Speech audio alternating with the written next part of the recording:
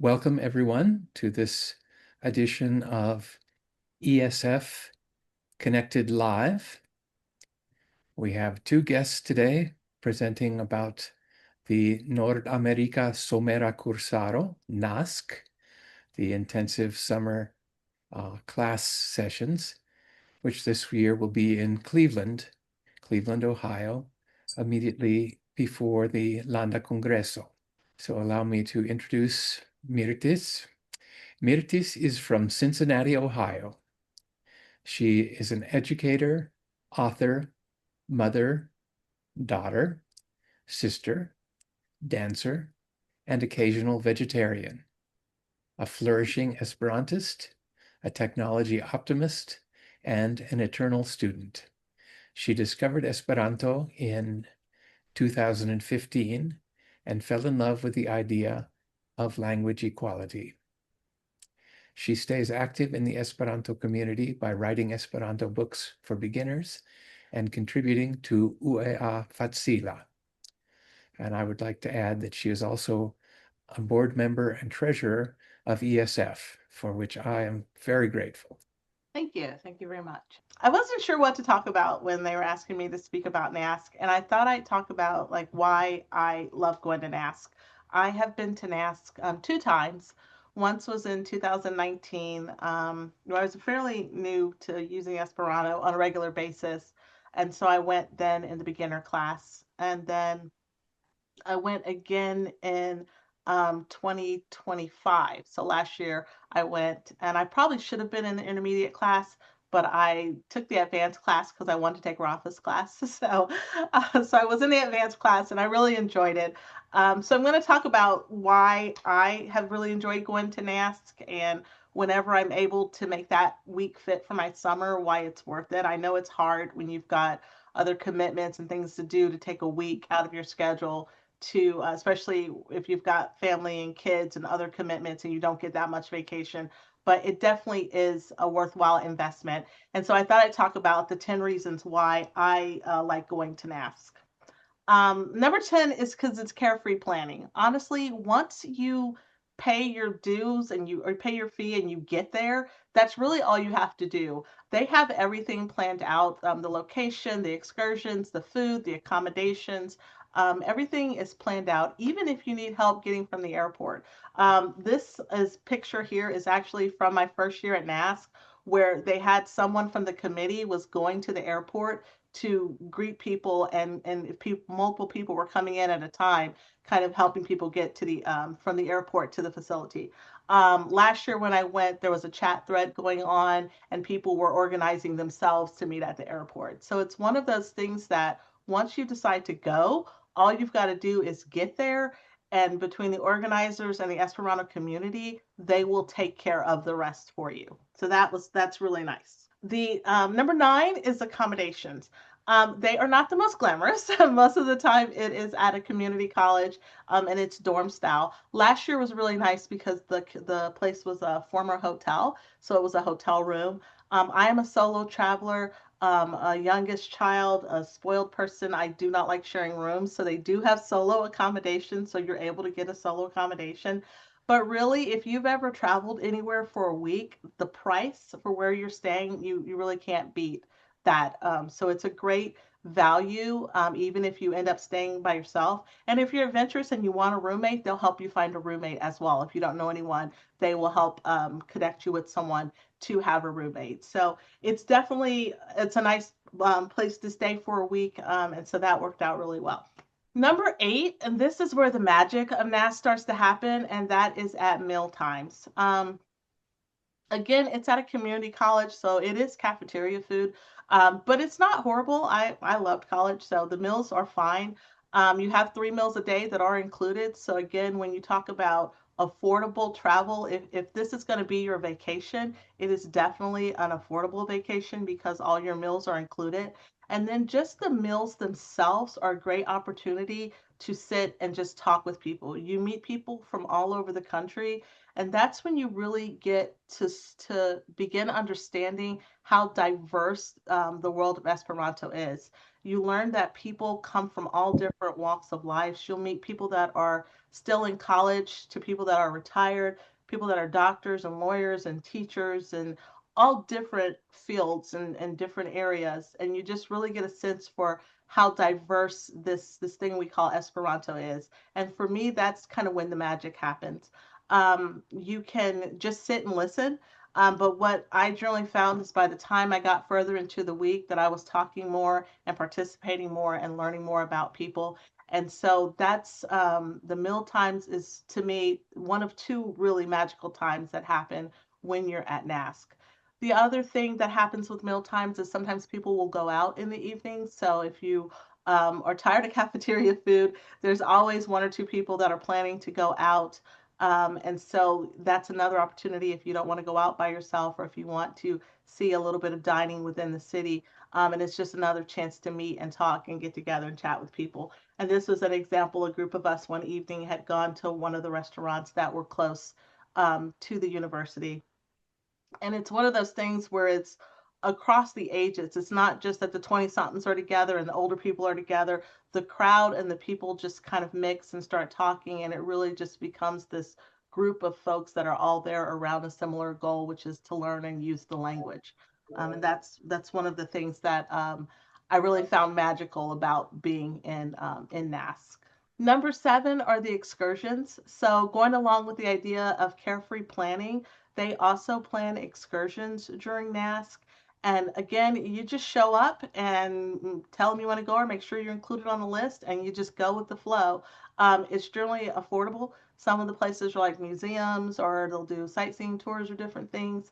It's always been interesting places. You've got a group of people to go with, and it's always a nice chance to explore the host city that you're in. I'm an urban explorer when I travel, so I love going to museums and shows and looking at architecture. And generally, you can find some like minded folks, but they always have a diverse collection of excursions, 2 or 3 evenings out of the, or afternoons out of the time that you're there. And so you just go along with the flow and you get an opportunity to see some of the city that the event is taking place in. So the second magical moment I talked about, I mentioned, is the Gufoyo, which is the game night, and this is generally happens in the evening. So where some people might choose to go out to a bar or dancing or doing something, there's a group of people that hold back and that will hang around in the lobby or someplace, and they'll play games, regular games like chess or so. Or there's Esperanto versions of games where there's an Esperanto version of Scrabble that someone always seems to bring. There's Cartoi contra Esperantujo, and then Passes la Temp, which is another game that's an Esperanto game. But the point is not the game itself, but the point is the time that's spent hanging out. And this is where, the class time is is always interesting. If you're giving up your summer a week to take a class, the classes are not disappointing. But to me, the magic and the fun really happens outside of the class time where you get a chance to hang around with other people and get to know people and get exposed to things in Esperantujo that you wouldn't ordinarily get. And these opportunities are very organic. And I always feel like whoever's supposed to be there is there. And so it's interesting the people that you run into and end up talking to and end up getting to know. And that happens at the game nights and at the meal times. Another favorite place of mine is the bookstore. There's almost always a bookstore, especially if NASK is done in conjunction with the Lando Congreso. So there's always a bookstore. So if you're looking to expand your collection of Esperanto books, save some room in your suitcase. This is where I've bought most of the Esperanto books that I have. I've gotten them from the bookstores that have been at the events. And so there's a wide variety of books that are available at the bookstore. And so it's nice to see them. Like you can go online to the Esperanto USA bookstore and see books and stuff, but it's not. I'm a nerd. I love to open them and flip through them and look at the covers and that type of stuff. So the bookstore is one of my favorite things that occur, and that's where I've grown my collection. I always leave room in my suitcase and come back with 3 or 4 additional books. And then it's the in real life friends that you get to meet. Almost all of us have taken an online class, especially since COVID. We've all done an online class or you're in the Facebook chat group or you're on Telegram in one of the chat groups, and you talk to these people and you see their names and things of that nature. But to get a chance to face to face kind of chit chatting and getting to know people in real life, and to start putting a name with a face and a personality and a voice, and getting to hear how different people say Esperanto in person and how they use it organically, that is a great part of NASK that really can't be replicated in another environment. And so I've made a lot of friends over the years that, even though I was like 6 years between the times I've gone to NASK, I've been to a couple of Leno Congressos, and just getting to see the people over and over again and really developing those relationships with people. And you can maintain them online, but there's nothing like being able to sit across from the table or walking through a museum with someone and talking that strange language compared to the other people around you, but you have that connection that you're not going to get online, but you get a chance to kind of bring that into the real world. And then, of course, there's the talent show. So a lot of times they'll have a talent show at the end. And so these pictures are from my first year at NAS. We had a like an art and music lesson in the afternoons, and so we did. He was doing learn how to use a poi ball.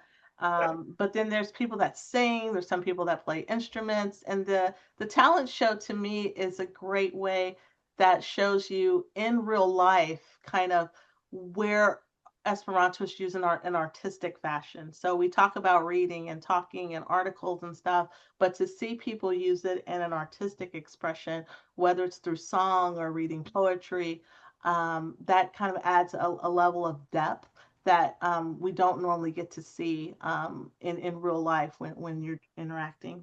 And then just being in that environment. So you're talking immersion 24/7 if you choose. So just being in a space where you can talk in Esperanto with other Esperantists all day, it really, I like the mental, like I would go to bed every night like mentally exhausted from trying to remember and saying all the words and trying to keep up and listening to conversation and slowly but surely talking more. But just that ability to immerse yourself, you do find yourself starting to think in Esperanto, and you find yourself just naturally talking more than you would, because you're immersed in it, than you get normally. And I remember my first year, it was probably about Thursday or Friday. I was texting one of my friends, and I started my text with Chuvi, and I was like, "Oh wait, she doesn't speak Esperanto," and I had to fix it. But I was just so used to doing that for the last 3 or 4 days that it was just starting to come very naturally. So being completely immersed in it is a great way to kind of to get those brain cells firing, and it really does improve your Esperanto very quickly. And then lastly is the new community. So even going to NASK, it's one time a year. Even if you go to other events, maybe you get to an event 3 or 4 times a year. But once you go, you now have this new community. So when you start interacting with people online, you're actually interacting with somebody you know, and not just a name and a screen avatar. You actually have someone that you got to spend time with. I ended up getting one of my friends is now a speaking partner. He and I, for periods of time, will talk every week just so we both get to practice. And it's just something that's on a regular basis. So you actually can start putting names and faces together and developing meaningful friendships out of the Esperanto community, because it's hard, especially if you don't have an active local club that you get to interact with on a regular basis. You feel kind of isolated. But once you spend time at NASK and you get to meet real people that you start interacting with as a regular part of your life, then you can find more organic reasons to bring Esperanto into your life, and that'll hopefully keep you in Esperantujo for a longer period of time. But that is my spiel. Those are the reasons why I love going to NASK. Does anyone have any questions or comments or shares? Well, since I'm the only inexperienced Esperantist here, I would say that you have given a very complete tour of NASK. It's been 50 years since I went to the NASK in San Francisco, but I remember many of the things that you mentioned, the but mostly just the marvelous sense of being in a community of people with similar ideas and ideals. And I was very much a beginner. I must say I have not progressed a great deal since then because I have not been very much involved, but I'm very much looking forward to being there this summer and repeating some of the marvelous experiences from the NASK of 1976. Yes, and it's great because you're not the weird one anymore, right? With my friend group, it's like she speaks that one language, I get to be the odd one. But when you're in NASK, you're not the odd one anymore. You're with other people that share your interests. So yeah, I hope you have a great time. It's exciting. I'm sure I will. Arlene, I'll be right there with you. May of 2024. I went Okay. to NASK last year. It was, uh, I was afraid of being embarrassed, but no, I still am not a glib speaker by any reason, but it's a tremendous experience. Michael's a great example because I met Michael on an online class. What was it? Vince's preparation class. That's So right. we, talk online, but then last year at NAS, we got a chance to actually, share a meal and talk to each other in person. That London club, those three courses were very good and so reasonable. Yes, the prep courses are nice. Is that for me, because I don't really get to talk to people that often because we don't have an active club. The prep courses help kind of take away some of that intimidation when you feel like, oh, I don't talk that much and I don't talk that well and I don't say the right words. But spending a little bit of time in the prep courses is a valuable use in those few months Right. before. Can you tell me about those courses? I think the London Club Yeah. courses are going on multiple times in the year, if I'm not mistaken. Right. I'd like to make a couple of quick comments. Firstly, for practice, if you don't have an Esperanto speaker in your neighborhood, you can go to eventaservo.org and find events happening online every day.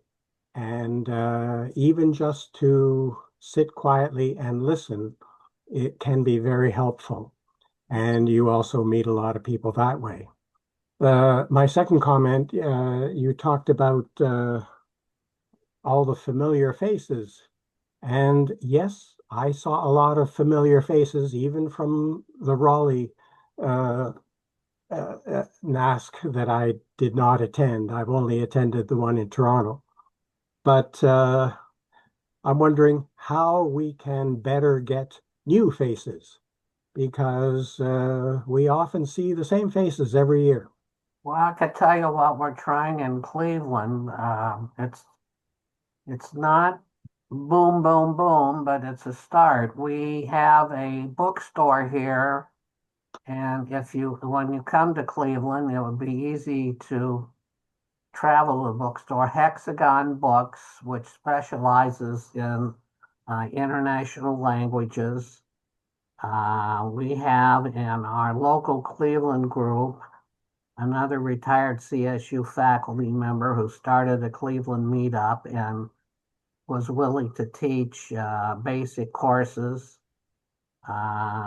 We got some funding from Esperanto USA, and I offered the bookstore owner a modest subvention.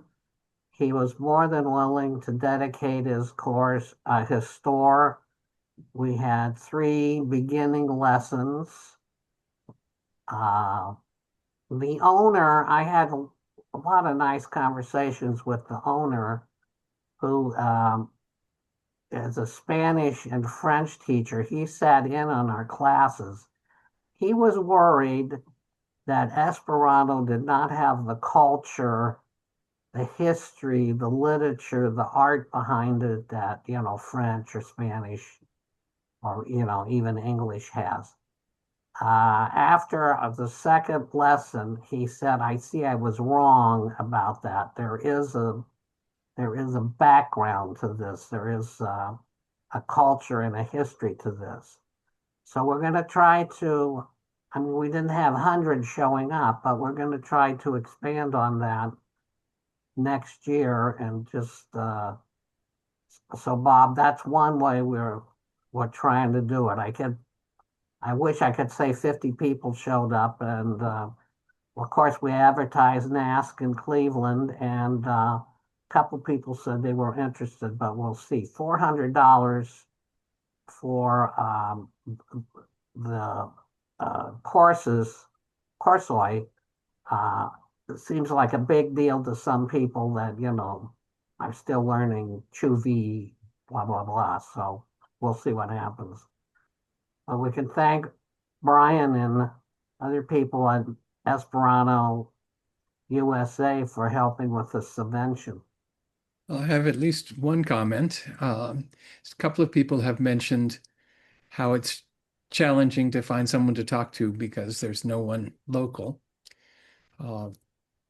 In addition to the online classes that have been mentioned from the London Association, ESF sponsors, I think it's 4 weekly discussion groups, all of which are free and open to anyone. And there are, as Bob said, others listed in Evento Servo. So those are opportunities that I would recommend taking advantage of, and speaking not just to the people who are currently here, but to the hopefully there are people who will be watching this recorded video. There are many chances, many chances per week to just sit and listen or join in the chat. And all of the groups that I've participated in have been friendly and intriguing. One that's happening this evening, Saturday, every Saturday of the month and the year, generally has a visitor from Eastern, what we would call Siberia, from the autonomous region that was created by Stalin for Soviet Jews. And I didn't even remember that that existed until he began coming to our meetings and telling us the history. And we have another person who's there almost every week who grew up in China, but now lives in Toronto. I used to live in Halifax and travels a lot and talks about China and other places that he visits. So things of that sort. Our main leader, in a sense, is from Chile. So we get wonderful variety and a real international flavor in those weekly online chats. And that group originated from students of a NASK course, an online NASK course, led by Jose Antonio Vergara in Chile. What was that, 6 years ago? It was during 2020 that class occurred. So yes, coming up on 6 years. What time is that on Saturday evenings? 7:30 Eastern. Yes, it runs an hour and a half, 90 minutes, and it is on Evento Servo. You'll find the link there. And Evento Servo also is very convenient in that if you put in your time zone, then it will adjust all of the starting times that are listed to match your time zone. So you don't have to do the sometimes difficult calculations of what is that Britain time -7 + 2. No, that's taken care of by Evento Servo. I think we should move now to Briano and his part of the presentation. Brian first attended NASK in 2015 and was surprised by how much he understood and the progress he made during the week. He joined the NASK administrative team a couple of years later. He enjoys helping beginning Esperanto learners gain confidence in the language and seeing friends from around the world at Esperanto events. He lives in Little Rock, Arkansas. For more than 20 years, he worked on software projects for banks and financial institutions, and now he is studying theology. And I will add that he is sort of the master of ceremonies of the whole event and a wonderful person to interact with during NASK. He's always there with helpful ideas and encouragement and keeps the schedule clear and just is a magnificent resource during NASK for anything you might need. Take it away, Brian. Thanks, Derek. Dankon. And thank you, Myrtis. I really appreciated your presentation. I liked seeing the pictures that you had there, and I really appreciated how you described what's great about NASK, and so I wanted to thank you for that. So I thought maybe I'd start out with just a brief summary of a little bit of the history of NASK. It was great to hear from Charlene that she was there 50 years ago. So in fact, the first NASK was in 1970. So we're coming up on the 56th year this year. And over that time, there's been a lot of evolution and change in how we run NASK, what the program looks like. I was reading an article earlier today from Ellen Eddy to kind of help refresh my memory on some of the history. She pointed out that originally, when NASK was founded, it was a 3-week program. Right now we're at a sort of a less than a week, but in those days it was a 3-week program. It was started at San Francisco State University, and you could get college credit there for taking the program. Sort of the mission of NASK has always been to improve the language level of the American Esperanto community. But specifically in those early years, an additional goal was to train Esperanto teachers. And of course, a 3-week program for university credit was a big commitment. And so it went on like that for a while, but it soon became clear that not as many people as we would hope had the time and the money to do 3 weeks at a time. And so over the years, the program has changed and developed. It was in San Francisco for several years, and then also in San Diego. For a while, it moved to Brattleboro, New York, and it was in these places for several years in a row. Just before my first NASK, the program moved to Raleigh, North Carolina. I believe the first year in Raleigh was in 2013. And so NASK actually stayed in Raleigh from 2013 to 2024. So we were there for over a decade at William Peace University. We had a great time there. But then, of course, during that time, we've had to make some other changes.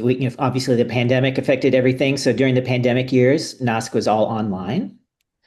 And then beginning last year, we made the decision to partner with Esperanto USA. The Landa Congreso, which Esperanto USA is responsible for, and NASK, which ESF is responsible for, are two of the largest Esperanto gatherings in the United States. And in a few years, we had found that people might wish they could come to both, but sometimes they were on opposite sides of the country immediately after one another. So just, the logistics made it hard for people to participate in both. So in the year 2025, the two organizations made a decision to try an experiment, to try to make the events happen together at the same time and in the same place. To make it easier for people to be able to attend both if they would like to do so. So the first year of that experiment was in 2025 when we went to Toronto, Canada. It wasn't just the Landa Congreso in that year. It was the Du Landa Congreso. So also the Canadian Esperanto organizations helped with that event. It was a big success, and I do think it helped people come to both events who wouldn't have otherwise been able to do so. And so that's the model that we're at least trying out for a while. Whereas in the past, NASK had tended to stay in one place for several years, it's going to be moving every year for the next few years at least. And so, like I said, whereas last year we were in Toronto, Canada, this year we're in Cleveland, Ohio, and we're excited about the new venue. Let me go ahead and share my screen. Myrtis had some great pictures about what the venue looked like last year. I'd like to share a little bit about what it's going to look like this year. So, as I mentioned, we're going to be in Cleveland this year. We're going to be at Cleveland State University, which is a modern urban university. It's very, very comfortable, very going to be very accommodating and a good environment for our learners, I think. Here's a picture of the dining hall. Earlier, we saw the theater that's there, some of the classrooms. So I think people are going to be really pleased with the venue this year. Got some pictures of the lodging as well. So in Cleveland, the lodging is going to be apartment based. So it is shared lodging, multiple bedrooms in one sort of apartment style unit, but every bedroom has its own bathroom, and so there's plenty of privacy. It's not the most luxurious furnishings, but I think people are going to be pleased. As you can see, there's a little kitchenette. Everyone can have their own bedroom and private bathroom, even though there are some shared spaces. Seems like most of the people on this call here are kind of familiar with how NASK goes, and Myrtis gave a really good overview. Just wanted to talk a little bit about what happens on a day-to-day basis at NASK. So just by the way, if you want more information after our talk here, you can go to nask.org. That's our website, and it's got links to all of the courses that are happening this year, and a sample schedule of the day, and then of course a link to sign up. So in general, what happens during the day is that after breakfast, we'll have 3 hours of courses with our instructors. We've got 3 levels of instruction. I'll talk a little bit more about those when I get to our instructors later. So in the morning, we have courses. Then we break for lunch. In the afternoon, we're planning some excursions. We're still working out some of the details, but we've got some good locations in mind. We're going to be visiting the Rock and Roll Hall of Fame, probably the Cleveland Museum of Art, and there's some local historic shopping and theater districts that we're thinking of taking a look at. There's also a Hungarian museum in town, and we're still working out the detail to see if we'll be able to visit that. But there's a Museum of Hungarian Heritage there, which is, of course, interesting to Esperanto speakers and people who know the history of Esperanto. So in the afternoon, we have excursions, and then we have dinner together. And in the evening, as Myrtis said, there's free time. And some people like to go out and enjoy the city. There's always a lot of people who like to go out and have a drink together, to chit chat at a restaurant somewhere or a bar. But then also there are people who like to hang back and play games. We always make sure that there's space available for people who just want to hang out, just to continue being together and speaking Esperanto, whether they're playing games or drinking tea or what have you. So I mentioned that Ellen Eddy reminded me that one of the original purposes of NASK was to train Esperanto teachers. And while that's not our main focus anymore, I think it's interesting that thread has still remained, because a lot of the teachers that have taught there over the years have begun as sort of student instructors at NASK. In fact, so let's just go ahead and talk about the instructors that we've got this year. In our post-basic course, Enrico Haro Marquez is going to be our instructor. Enrico has been training at NASK for, maybe Rafa can correct me, he's been working with Rafa as a student instructor for the past 2 or 3 years. Is that right, Rafa? I think 2 in person and 1 online, maybe. Yeah, okay. And then also, Rafa, didn't you start out as a help instructor at one point? Yeah, that's true. Yeah. So it's sort of a virtuous cycle we've got going on here, where we're training new instructors as well as trying to raise the language level of the Esperanto speakers of the U.S. in general. So Enrique is going to be our post-basic instructor. We really try to have NASK be an immersive environment. And so the course is not really designed for people who are just bare beginners. We're not teaching the alphabet, in these courses. We kind of expect that you've done some work to study the language on your own a little bit, whether that's with an online course like Learnu or Duolingo, or with a book like Complete Esperanto. So there's some good book, ways to start learning on your own. And we usually prefer that people have done that, because when we get to NASK, we like it to be an immersive environment. We realize, of course, that not everybody is fluent. So that's why we've got different levels of instruction. And the level that Enrico is going to be teaching, we call it the post-basic. So it's going to be in Esperanto, but Rico is very patient. In fact, all of the seasoned NASK people who come from over and over, and the instructors team, tend to be really patient with beginners.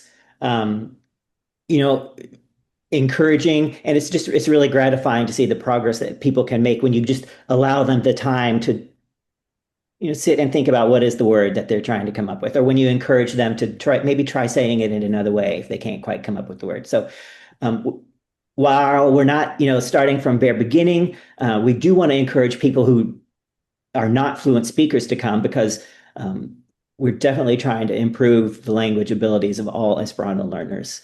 And Enrico is going to be great in our post-basic course this year. We've got another course that Rafa is going to be leading, and this, Rafa is always a very popular instructor at NASK, and the students always give him great reviews in our survey at the end of the course. And last year Rafa taught the highest level course. This year he's going to be teaching the sort of the medium level course, where this is for people who have got a little bit more confidence. They can speak a little bit in Esperanto. They can talk to each other about basic stuff and understand what each other are saying. But they need some polishing. They need to firm up their grammar. And Rafa is really good at helping people do that. Rafa is a very accomplished Esperantist. He's a published author. He's a famous podcaster. So we're really lucky to have Rafa in the Mes Nivela Corso this year. And so in our third level, so the first two levels of instruction are really for teaching Esperanto, whether that's at a post-basic or a more sort of advanced level. But then usually every year, and this year's no exception, we have a course which is for people who are confident Esperanto speakers. And the focus in these courses is usually not so much as learning Esperanto, but rather learning about something in Esperanto, learning and creating while using Esperanto. And this year we're really lucky to have Stella Besenya Merger from Hungary, who's going to be teaching our highest level course. Her course is going to be, I'm sure, very creative. Stella does podcasting. She does event organizing. She has created literature festivals. She's done a lot of creative things for Esperanto, and I know her class is going to be a lot of fun. I think this year she's focusing on the fact that the 75th anniversary. It's the 75th anniversary of Esperanto USA. Is coming up in 2027, and so she's going to be taking a look back at through the history of the movement and encouraging the students to do some creative projects. We always encourage, in addition to our instructors with their formal instruction in the morning, there's always the opportunity, if people want to. We don't always get this, but sometimes we are fortunate enough to have our learners present stuff as well. And sometimes if in the evening, or if people aren't wanting to go on one of the excursions, their fellow students will present things in the afternoon or the evening. This is a picture of one of our students presenting about the epic poem La Cosmo, which is a really fascinating Esperanto poem about the universe. So that kind of thing happens. Also, just a little bit more about the history of NASK. There's this NASK Fosco, which in the beginning was a daily newspaper that was published. It included not only the schedule of what was happening for the day, but it was also a chance for people for our learners to just try out their writing skills, have somewhere to have it be published, so that they could see it in print and share it with their friends. This also has evolved quite a bit over the years, whereas before it was more of a newspaper style thing. In later years, we've transitioned to more of an almanac that we publish at the end. And so the goal here is, again, just to give the students a place to have their work where other people can see it, encourage them to try their hand at writing something in Esperanto. I was mentioning that we always try to make sure that there is some international component to the course. A lot of times that happens mainly through the instructors that we invite. Most of the students do tend to be from the United States, although we do welcome and sometimes have students from other nations as well. I'm showing on screen here a partial list of some of our past instructors, which kind of shows sort of the international nature of the pool of people that we're drawing on. And we've been really lucky over the years to have some really outstanding instructors,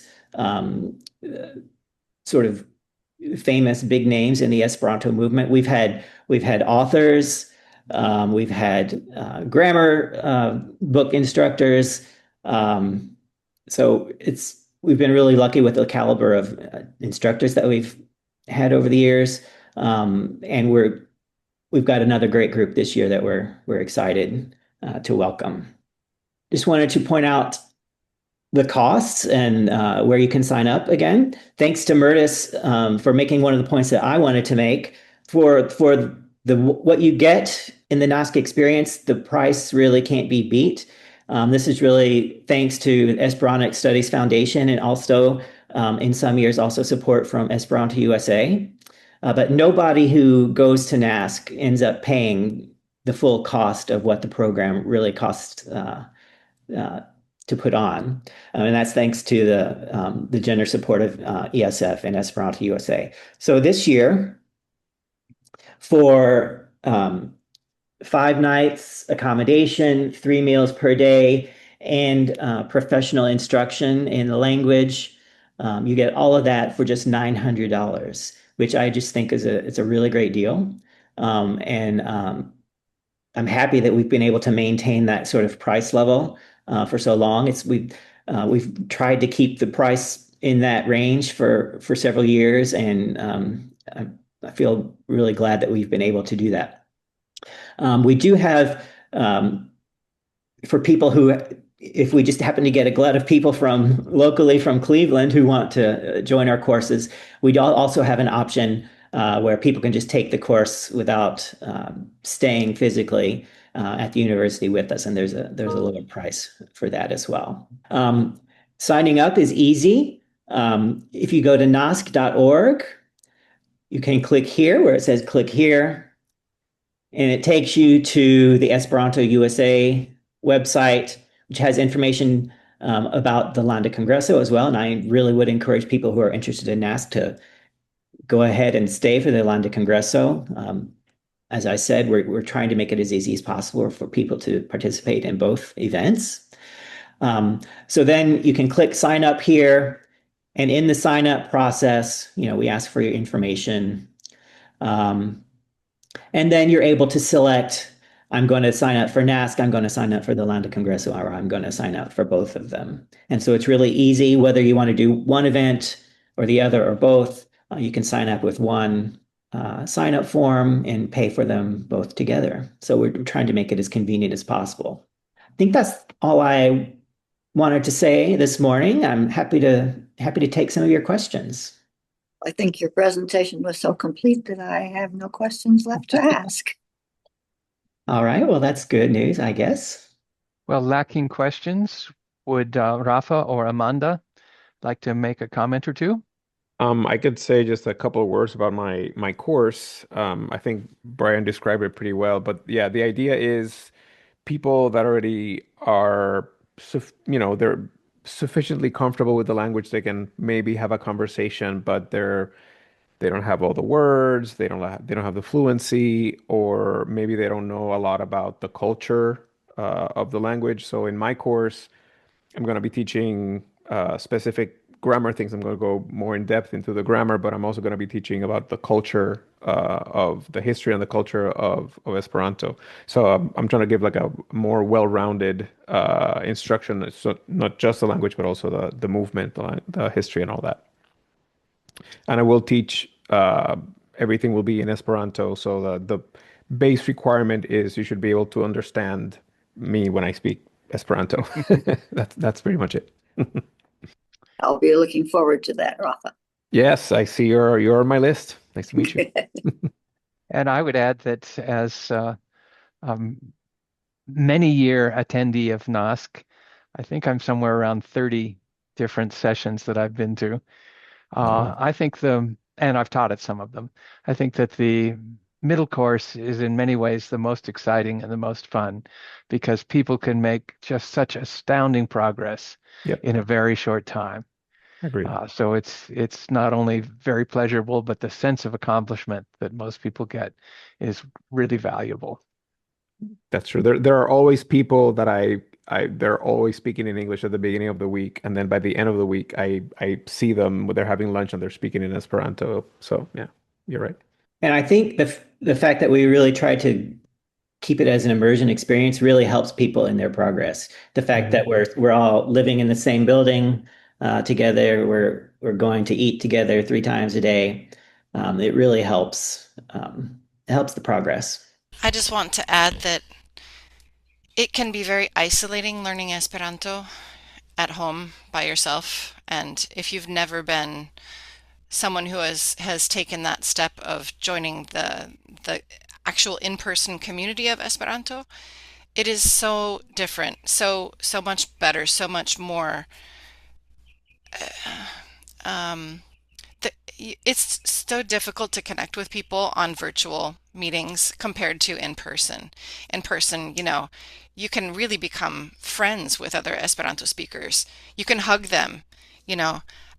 Many of my closest friends are in the Esperanto community. It's a place where I feel very at home. And it's now very exciting to be on the planning team for making these events happen instead of just getting to benefit as a participant, which I did for many, many years. And NASK was a totally life-changing thing for me when I first participated back in 1996, where Derek was there. And actually, I think he may have been one of the teachers that year, or it might have been Yes. 97. Yeah. Anyway, so yeah, I met people from all over the world. It was such an amazing experience. And getting to immerse myself in that Esperanto community and not speaking English at all for the entire course was just mind-blowing for me as an American, not being fluent in any other language. So that was the beginning of my, you know, big involvement with the Esperanto community, culminating in my current role as executive director of Esperanto USA. But yeah, NASK, I would not be the person I am without NASK. It was a turning point in my life. So I highly recommend it to anyone who's never done it before. I agree with that completely, and I highly recommend it to anyone who has done it before, because each year is different, each group of people is unique, and there's joy and value every time. Thank you to our presenters, Myrtis and Briano, and to everyone who participated. And I hope if you're watching this later that you get a sense of both the uniqueness of this team and the fun that we have all had in participating in NASK, which can become a part of your life if you haven't done it before, or can be renewed if you have done it before for another great experience.